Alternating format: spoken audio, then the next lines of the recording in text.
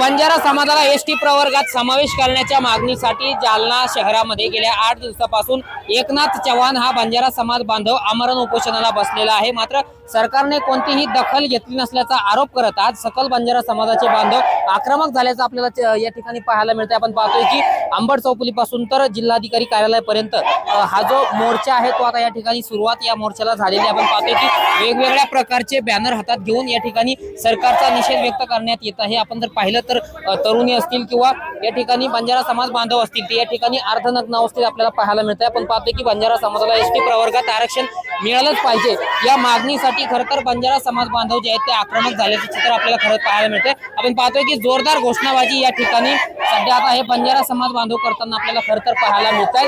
अंबड चौफुलीपासून हा मोर्चा जो आहे तो आता सुरू झालेला आहे। पोलिसांचा देखील तगडा बंदोबस्त या मोर्चामध्ये तैनात करण्यात आलेला आहे। आपण पाहतोय की बंजारा समाजाला एसटी प्रवर्गात समावेश करावा ही मागणी खरं तर या बंजारा समाज बांधवांची मागच्या गेल्या काही दिवसापासून सुरू आहे। तिसऱ्यांदा जालन्यामध्ये आमरण उपोषण सुरू आहे। मात्र सरकारने कोणतीही दखल घेतली नसल्याचा आरोप करत हे बंजारा समाज बांधव आता रस्त्यावर उतरल्याचं चित्र आपल्याला खरं तर पाहायला मिळते। जालना शहरातली ही सगळी दृश्य आहे। अंबड चौफुलीपासून या ठिकाणी हा मोर्चा जो आहे तो सुरू झालेला आहे। आपण पाहतोय की जोरदार घोषणाबाजी जी आहे ती सरकारच्या विरोधात करण्यात येत आहे। आपण काही आंदोलकांची बातचीत करण्याचा प्रयत्न करूया।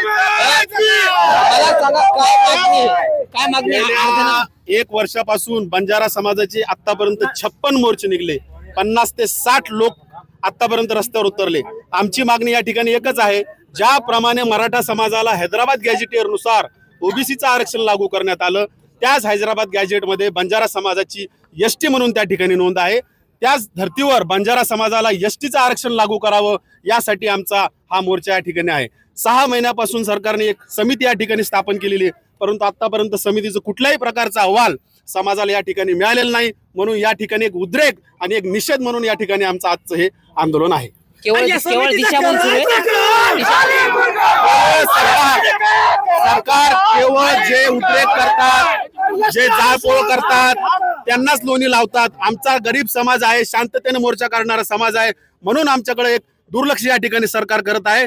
या ठिकाणी आमचा सरकारला एकच इशारा आहे, आमचा अंत तुम्ही बघू नका।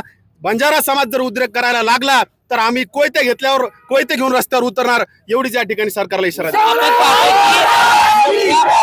बंजारा समाज बांधव या मोर्चामध्ये सहभागी झालेले आहे। सरकारने आमचा अंत पाहू नये, अन्यथा यापेक्षा जास्त संख्येने आम्ही रस्त्यावर उतरू असा थेट इशारा जो आहे तो बंजारा समाज बांधवांनी आपल्याला दिलेला आहे। आपण पाहतोय की जालना शहरातल्या अंबड चौफुलीपासून जिल्हाधिकारी कार्यालयापर्यंत हा जो मोर्चा आहे तो आता सुरू झालेला आहे आणि अर्धनग्न अवस्थेत हे जे बंजारा समाज बांधव आहे ते या ठिकाणी आता जिल्हाधिकारी कार्यालयाकडे हळूहळू सरकताना आपल्याला पाहायला मिळत आहेत। रामनाथ ढाकणे, TV9 मराठी, जालना।